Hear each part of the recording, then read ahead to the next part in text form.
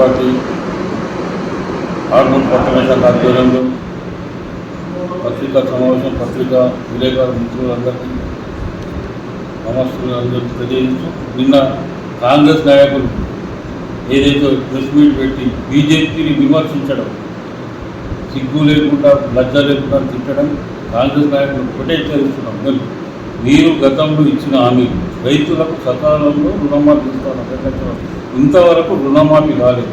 మేము దాని మీదే భారతీయ జనతా పార్టీ నాయకులు రుణమాఫీ చేయమని డిమాండ్ చేస్తే మీరు బీజేపీ నాయకులు విమర్శించడం తగదు.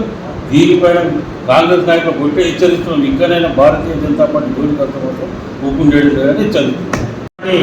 జిల్లా నాయకులు పత్రికా సమావేశం నిర్వహించి రైతుల్ని భారతీయ జనతా పార్టీ నాయకులు, ప్రజాప్రతినిధులు రెచ్చగొట్టి మభ్యపెడుతున్నారు, మీరు మోసపోకండి వారు చెప్పడం జరిగింది. అంతేకాకుండా పార్టీ పైన వివిధ అసభ్యకరంగా వారు మాట్లాడడం సిగ్గుచేటుగా మేము భావిస్తూ ఉన్నాం.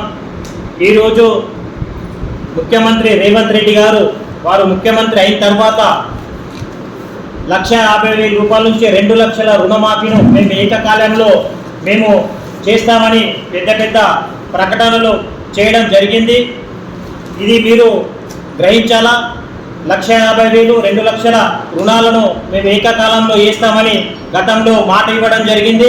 గత అసెంబ్లీ ఎన్నికల కంటే ముందు ప్రచారంలోకి వచ్చినప్పుడు నేను ప్రభుత్వానికి రాబోతున్నా, మీరు లైన్లు కట్టి మరి రుణాలు తీసుకోండి, రాగానే నేను మాఫీ చేస్తానని చెప్పడం జరిగింది. ఇక్కడ రైతాంగం చాలా చైతన్యవంతంగా ఉంటారు, అదే మనందరికీ తెలిసిందే.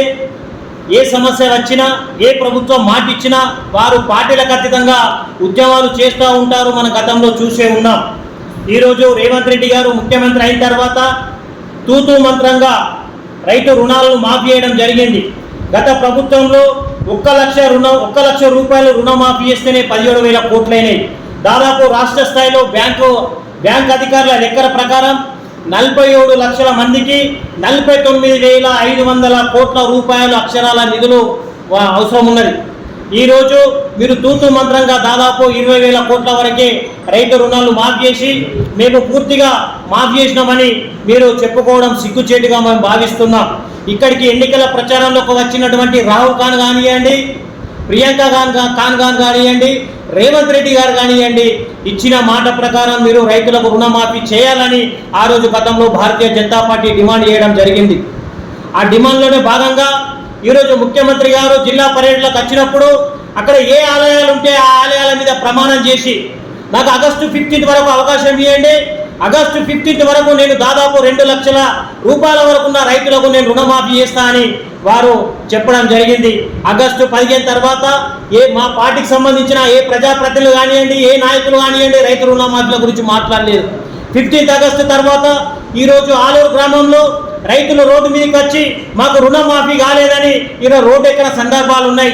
ఈరోజు బాల్కొండ నియోజకవర్గంలో కూడా రోడ్ల మీదకి ఎక్కడ స్వచ్ఛందంగా వారి రోడ్ల మీదకి రావడం జరిగింది. మీరు తూతూ మంత్రంగా ఒక 40%, 100% రైతులుంటే 40% మంది రైతులకే రుణమాఫీ చేయడం జరిగింది. ఇది సిగ్గుచేటుగా మనం భావిస్తున్నాం.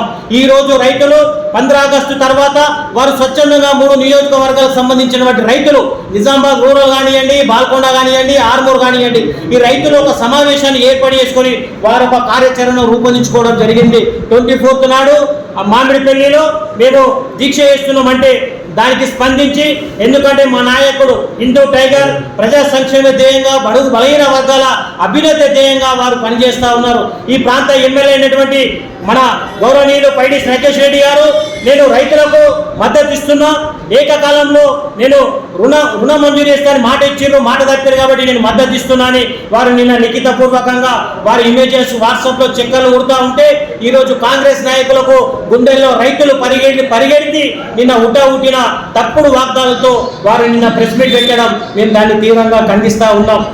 మీకు చేతనైతే అయ్యా ఈ ప్రాంతంలో నేను కాంగ్రెస్ నాయకులకు ఒకటే సవాల్ విసురుతున్నా, మీకు చేతనైతే మీరు మీ నాయకత్వానికి, మీ రేవంత్ రెడ్డికి, మీ జిల్లా మంత్రులకు చెప్పండి, ఈ ప్రాంతంలో రైతులు చాలా చైతన్యవంతులుగా ఉన్నారు సార్, మనం ఏ మాట ఇచ్చినామో ఆ మాట ప్రకారంగా మనం రైతు రుణమాఫీ చేయాలా.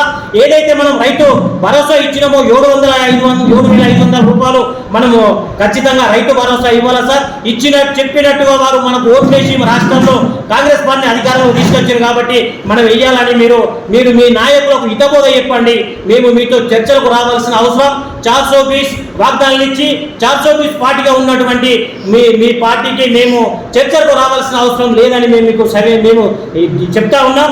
మీకు ఒకవేళ రైతులకు న్యాయం చేసే పార్టీ రైతులకు వెన్నెముకగా ఉండాలని మీరు అనుకుంటే రైతు దీక్ష చేస్తున్నటువంటి రైతుల దగ్గరికి వచ్చి మీరు సమాధానం చెప్పవలసిందిగా, మాకు కాదు సమాధానం చెప్పాల్సింది, మీరు రైతులకు సమాధానం చెప్పవలసిందిగా మేము డిమాండ్ చేస్తూ ఉన్నాం. ఈరోజు బడుగు బలహీనంగా పార్టీ అని చెప్పుకుంటూ ఉంటున్నాం, మీకు సిగ్గుచేటుగా నేను భావిస్తున్నాం. ఇలా గృహజ్యోతి కింద అప్లికేషన్లు వస్తుంటే ఎక్కడే ఈరోజు ఆఫీసర్ల నిర్లక్ష్యం వల్ల చాలా మందికి గృహజ్యోతి కింద వారికి రావడం లేదు. ఈరోజు మరి బడుగు బలహీన వర్గాల ప్రభుత్వం అని చెప్తా ఉన్నారు. ఈ రోజు సిగ్గుచేటుగా నేను భావిస్తా ఉన్నా. రాజకీయంగా కాంగ్రెస్ పార్టీలో రాజకీయ నిరుద్యోగానికి భర్తీ చేసుకోవడానికి ఈ బీసీలలో అన్ని కమిషన్లు ఏర్పాటు చేసి చైర్మన్ పదవులు ఇచ్చి బడ్జెట్ లో 0 నిధులు ఇచ్చిన పార్టీ మీ కాంగ్రెస్ పార్టీ.